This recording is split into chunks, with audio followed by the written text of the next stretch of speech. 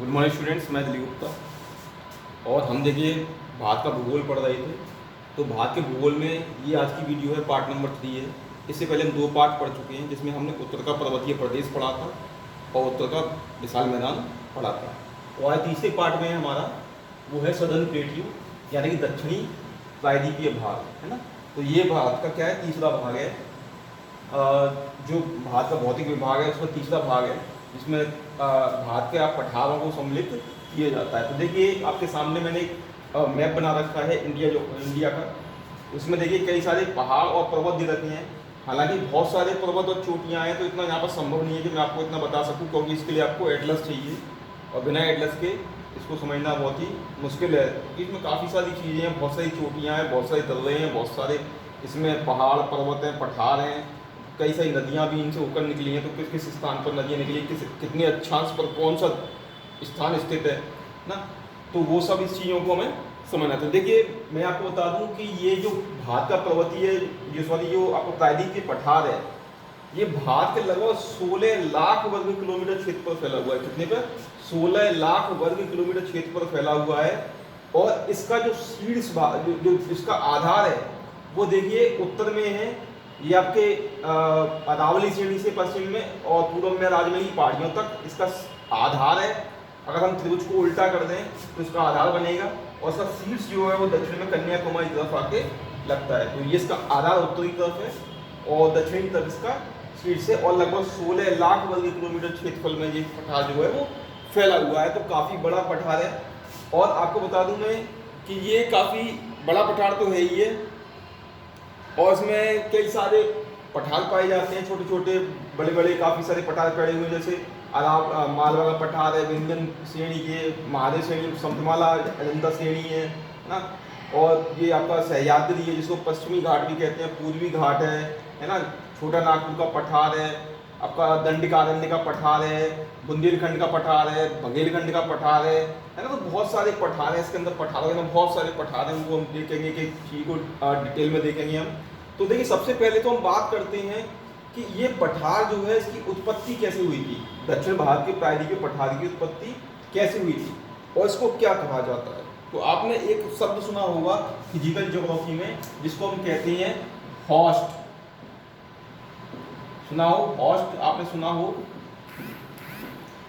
ना? सुना ही नहीं सुना? नहीं सुना तो मैं आपको बता दूं क्या होता है। जब कोई स्थलखंड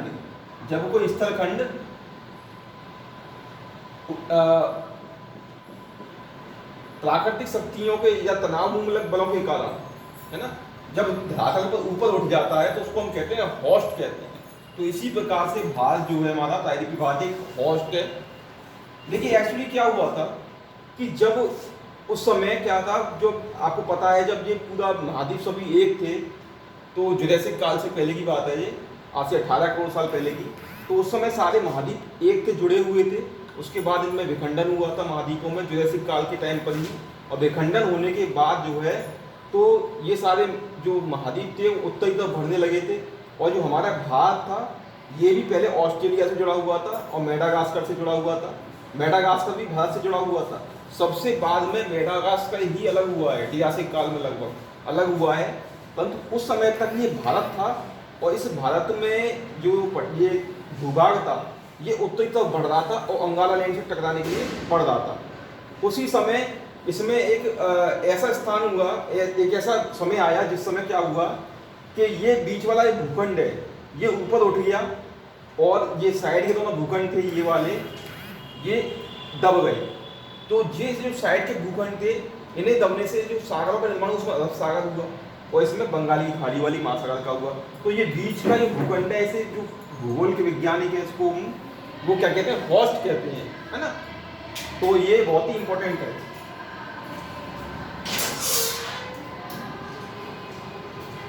तो ये एक हॉस्ट का उदाहरण है। हॉस्ट मतलब आप समझ गए ना, बीच का स्थलखंड उठ जाता है। हालांकि देखिए ये जो पूरा भूखंड है प्रायद्वीपीय भारत का, ये काफ़ी प्राचीन है ना, और लगभग आर्कियन शिलाओं से युक्त है, और मतलब उससे भी पहले का तो प्राचीन मतलब गोंडवाना लैंड का भाग रहा है, तो काफ़ी प्राचीन शिलाओं से युक्त है ये। और ये काफ़ी अधिकतर मतलब इतना प्रभावित नहीं रहा है, भू हलचलों से इतना प्रभावित नहीं रहा है। परंतु प्रकृति की शक्तियों ने या अपरदनात्मक शक्तियों ने इस पर काफ़ी प्रभाव डाला है, जिसकी वजह से ये सारा का सारा प्रायद्वीपीय भारतीय जो पठार है ये जीर्ण शीर्ण और विदीर्ण हो चुका है। केवल पश्चिमी घाट ही इसमें एक जो श्रेणी है वो सतत श्रेणी है। हालांकि पूर्वी घाट जो कि इसका काफ़ी अपरदन हो चुका है क्योंकि नदियों ने इसको काफ़ी काट डाला। इस संपूर्ण पठार का ढाल जो है वो देखिए वो भी अलग अलग है। उत्तर में जाएंगे तो इसका ढाल विंध्यन से सतपुड़ा श्रेणी के पास पश्चिम में मिलता है खंबाती खाड़ी तक, और पूर्व में भी मिलता है जिसमें आपकी चंबल बेसिन से होकर के जमुना नदी वाला जो ढाल है उसमें होते हुए बंगाली खाड़ी वाला ढाल मिलता है। और अगर साउथ में आएंगे तो इसका ढाल पश्चिम में खड़ा हुआ है, अपनी पूर्व की ओर नमक ढाल है, नहीं पूर्व दक्षिण पूर्व की ओर ढाल मिलता है इसका, पश्चिम में ढाल खड़ा हुआ है काफ़ी, क्योंकि ये जो पश्चिमी घाट के पर्वत हैं ये इनका जो ढाल है वो पश्चिमी भाग में काफ़ी खड़ा है, अपनी पूर्व की ढाल की ओर नमन होते चले गए। तो इस वजह से ये पूरे जो है प्रायद्वीपीय भारत की स्थलाकृति है ना। हालांकि ये स्थलाकृति काफ़ी जीर्ण शीर्ण है, काफ़ी विदीर्ण है। यहाँ पर कई प्रकार के सूखल कटक पाए जाते हैं, कई प्रकार की विदीर्ण घाटियाँ पाई जाती हैं, कई प्रकार के यहाँ पर जो विदर्भित मैदान पाए जाते हैं। इसके अलावा यहाँ पर विखंडित जो है पठारों की भरमार पड़ी हुई है, जिसकी वजह से इस पूरा का पूरा जो प्रायद्वीपीय भारत है ये काफ़ी जीर्ण और शीर्ण विदीर्ण हो चुका है ना। तो ये देखिए ये इसके अलावा एक विशेषता और है कि क्रिटेशियस काल में लगभग 13.5 करोड़ साल पहले इस पूरे भूखंड पर आपको बताया था मैंने एक ज्वालामुखी उद्गार हुआ था। महाराष्ट्र में एक जगह है बुल्ढाना में एक झील पाई जाती है, उसी में से वो झील जो है वो क्रेटर झील है, वहीं से ज्वालामुखी लावा का उद्गार हुआ था क्रिटेशियस काल में, और पूरे दक्षिण भारत के समेत पूरे प्रायद्वीपीय भारत पर फैल गया था। लगभग 13 लाख वर्ग किलोमीटर क्षेत्रफल में वो लावा का प्रसार हुआ था क्रिटेशियस काल में, और पूरे क्षेत्र को ढक दिया था।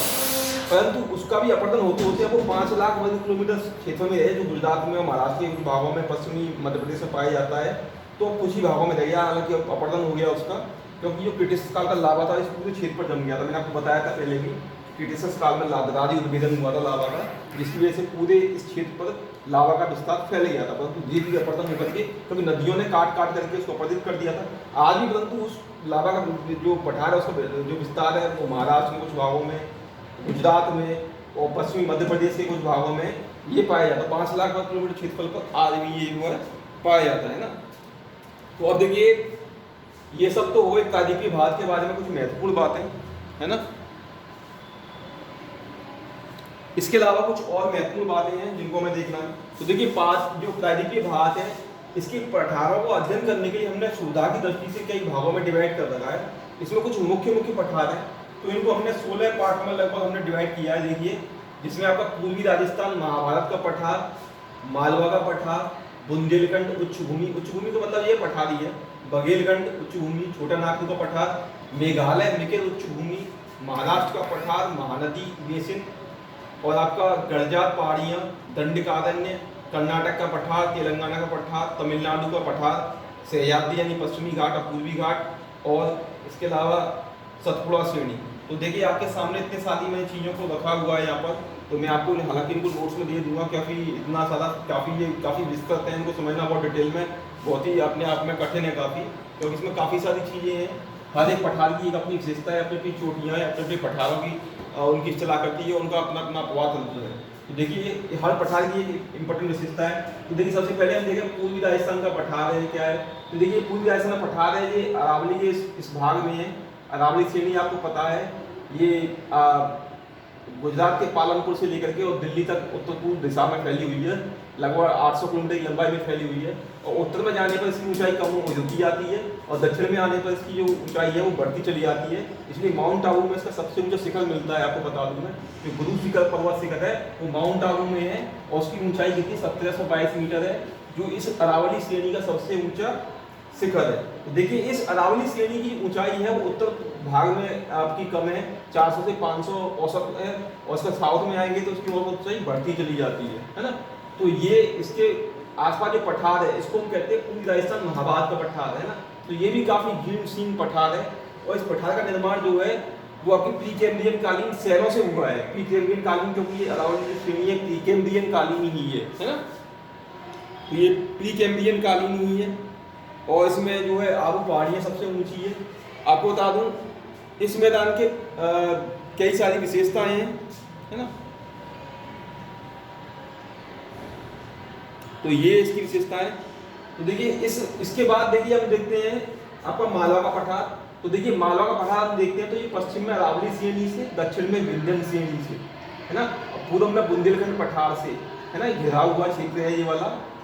ये पठार जो मालवा का पठार है काफ़ी महत्वपूर्ण पठार है, क्योंकि इस पठार से कई प्रकार की नदियों का उद्गम हुआ है। आप भी जानते हैं यहाँ से कई सारी नदियों का उद्गम हुआ है, और इस पठार पर जो है काफ़ी सारे मतलब रिसोर्सेज भी मिलते हैं हम लोगों को, है ना। और ये पठार जो है लगभग वो 1.5 लाख वर्ग किलोमीटर क्षेत्रफल में फैला हुआ है। देखिए इस पठार के पूर्वी भाग में जो आपका अपवाद अंश है वो पूर्वी और बंगाली खाड़ी तरफ पाया जाता है, कुछ भाग इसका पश्चिमी तरफ भी फैलाया हुआ है, जैसे पश्चिम तरफ इसका जो है पाया जाता है। इसके बाद देखिए बुंदेलखंड उच्च भूमि है। ये बुंदेलखंड उच्च भूमि आप देख सकते हैं, ये आपको पता ही हो बुंदेलखंड जिला है उत्तर प्रदेश का। तो जो इसमें बुंदेलखंड में आपके 5 जिले तो यूपी के आते हैं, 4 जिले महाराष्ट्र एमपी के आते हैं, कांजी ललितपुर, झांसी, जालौन, बादा, हमीरपुर, तो 5 तो यूपी के आते हैं, और 4 इसमें जो है जो मध्य प्रदेश है उसके जिले शामिल किए जाते हैं। तो बुंदेलखंड का जो पठार है ये प्राचीन विदीर्ण पठार है काफ़ी, और एक शुष्क प्रदेश भी है ना। तो ये काफ़ी इंपॉर्टेंट पठार है ये भी यहाँ पर, है ना। तो ये इसके बाद देखिए विंध्याचल का पठार है, विंध्यन श्रेणी के पास में है ये वाला। ये उत्तर पूर्व से दक्षिण पश्चिम की दिशा में ये फैली हुई है विंध्यन श्रेणी। ये भी ज़्यादा ऊंची नहीं है, इसकी औसत ऊंचाई है वो 600 से 700 मीटर के आसपास मिलती है ना। इसका जो विस्तार है वो 1,40,000 से 1,00,000 किलोमीटर क्षेत्रफल में फैला हुआ है ना। देखिए तो इसके बाद देखिए छोटा नागपुर का पठार है। ये छोटा नागपुर का पठार ये देखिए यहाँ पर मैंने बनाया है, ये देखिए ये छोटा नागपुर पठार, ये झारखंड में और दक्षिणी मतलब बिहार और थोड़ा सा कुछ मात्रा में पश्चिम बंगाल में फैला हुआ है। तो देखिए ये झारखंड का ये जो आपका छोटा नागपुर का पठार है ये काफ़ी महत्वपूर्ण पठार है, क्योंकि ये संसाधन संपन्न है, क्योंकि इस छोटा नागपुर के पठार से कई प्रकार के संसाधनों पर निष्कर्षण किया जाता है। इसमें कोयला प्रमुख है आपका, है ना, कोयला है, और कई प्रकार की धातुएं हो गई, अभ्रक का भंडार है इसमें। तो कई प्रकार के जो मतलब जो रिसोर्सेस हैं, है ना, संसाधन, उनका इसमें काफ़ी सारा विस्तार पाया, क्योंकि इसमें आर्चिन और ग्रेनाइट की शिलाएं पाई जाती हैं, जिनमें काफ़ी मात्रा में जो है रिसोर्सेस मिलते हैं। इसके बाद देखिए इसका जो ये बुंदेलखंड छोटा नागपुर का जो पठार है ये पठार काफ़ी महत्वपूर्ण है, क्योंकि देखिए इसके पश्चिम भाग जो है वो काफ़ी उठा हुआ नहीं है, और उत्तरी तरफ उसका ढाल चला गया है और यहाँ के मैदान में मिल गया है वो, है ना। इसीलिए इसको पाट प्रदेश कहते हैं। इस पर जो है जो छोटा नागपुर का पठार है इससे कई सारी नदियों का उद्गम हुआ है, जिसमें आपकी दामोदर है, ब्राह्मणी है, कोयल है, शंख है, कई सारी नदियों का उद्गम हुआ है। और इस पठार पर जो है आपका अपवाह तंत्र पाया जाता है वो अधीय प्रकार का पाया जाता है। अधीय प्रकार का मतलब होता है कि जब किसी पठार से नदियाँ उत्पन्न होकर के और साइडों से बहती हुई ऐसे बहती हैं, ऊपर से नीचे उतरती हैं चारों तरफ से, तो इसे कहते हैं आपका अधीय, जो इस प्रकार का अपवाह तंत्र इस पर पठार पर पाया जाता है। इसके बाद देखिए मेघालय मिकेत उच्च भूमि, तो ये बहुत ही इंपॉर्टेंट है, मेघालय मिकेत उच्च भूमि। तो देखिए ये मालदा गैप द्वारा अलग किए जाते हैं। तो देखिए मालदा गैप क्या था, जब देखिए ये जो भारत है जब इसका उत्तरी तरफ विस्तार हो रहा था, तब इसके ये वाला भाग है जिसमें अब आज का आधुनिक जो बांग्लादेश है, ये जो भाग है ये नीचे दब गया था, और हिमालय की उत्पत्ति के साथ में जो उत्तर पूर्वी क्षेत्र है, यहाँ पर मैं आपको मैप में बनाया नहीं है, आपको समझना है। तो उत्तर पूर्वी जो भारत है जिसमें आपके 8 राज्य आते हैं, 7 बहनें प्लस एक सिक्किम है। तो देखिए आपको अरुणाचल प्रदेश है, नागालैंड, मिजोरम है, ये सब राज्य है ना, मेघालय, तो ये वाले राज्य हैं। तो इन राज्यों में क्या हुआ, जब हिमालय पर्वत का उत्थान हुआ तब इसके उत्तरी भाग का और दक्षिणी भाग का भी विस्तार हुआ। अन्यथा ये भाग समुद्र में नीचे दबे हुए थे, ये काफी सारे भाग समुद्र में नीचे दबे हुए थे, परंतु हिमालय पर्वत की उत्पत्ति के साथ ही इस भाग में उठाव हुआ। और जो हिमालय पर्वत है वो यहाँ से आपको पता है कि अरुणाचल प्रदेश से होते हुए साउथ में नीचे तक फैला हुआ था, और अंडमान निकोबार तक से फैली हुई थी श्रेणी, परंतु बाद में अपरदन के कारण से ये अंडमान निकोबार से अलग हो गई। अभी भी इसकी श्रेणियाँ जो है वो काफ़ी सारी फैली हुई हैं, इसको हम हिमालय में पहले बता चुके हैं। तो देखिए यहाँ पर जो ये जो पठार है इसके बीच में ये मालदा गैप पाया जाता है, जिसमें पूरा आपका बांग्लादेश है, ये दबा हुआ भाग था, बाद में समुद्र से निकला है, क्योंकि जब हिमालय पर्वत की उत्पत्ति हुई थी तो हिमालय पर्वत के उठाव के साथ में उस भाग में भी उठाव हुआ था। तो ये वाला जो भाग है ये बाद में उठा हुआ है। तो यहाँ पर देखिए मेघालय और मिकिर उच्च भूमियाँ पाई जाती है। तो मेघालय में आपको मालूम 3 प्रकार के पठार पाए जाते हैं, गारो, खासी और जयंतिया। और इसके अलावा एक पहाड़ और है, मिकिर पहाड़ियाँ कहते हैं उनको, मिकिर, है ना, मिकिर। तो देखिए जो मिकिर पहाड़ियाँ, उनका ढाल जो है वो उत्तरी तरफ पाया जाता है, और दक्षिणी भाग जो इस पर खड़ा है, और दक्षिण भाग पर जो पहाड़ियाँ होती हैं उनको देंगवा पहाड़ियाँ कहते हैं। ठीक है, तो ये भी मालदा गैप द्वारा अलग है। हालांकि ये दक्षिणी जो है इसी प्रायद्वीपीय का, पुराने प्रायद्वीपीय का ही भाग है, प्रायद्वीपीय इस भाग का ही, पुराने भाग का ही भाग है ना। तो इसको कहते हैं मेघालय मिकिर उच्च भूमि है।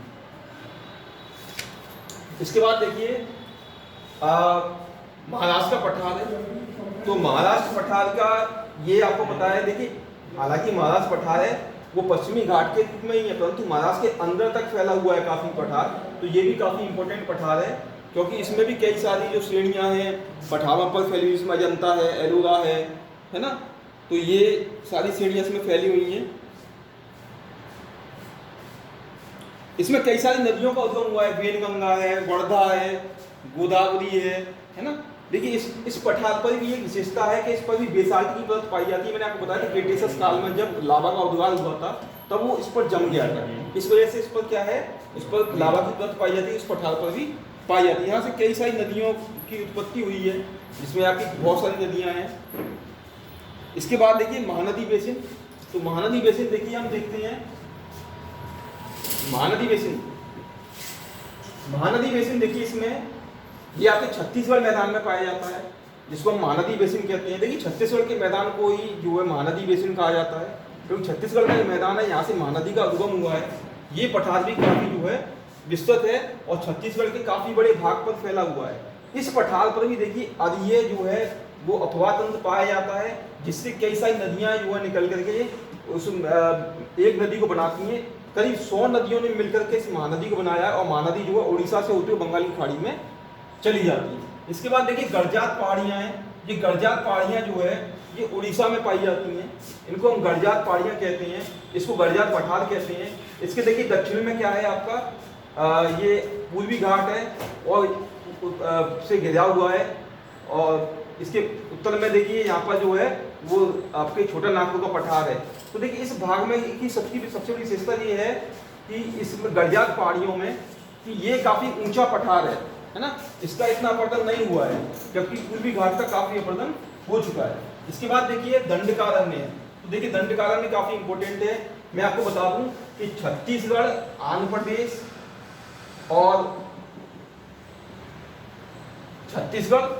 प्रदेश और उड़ीसा, इन तीनों के मिलन स्थान पर साउथ में यहाँ पर एक क्षेत्र है जिसको दंडकारण्य का पठार कहते हैं। तो ये काफी प्रसिद्ध है, यहाँ से कई प्रकार के खनिजों के लिए ये प्रसिद्ध माना जाता है, और यहाँ से भी कई प्रकार की नदियों का उद्गम हुआ है।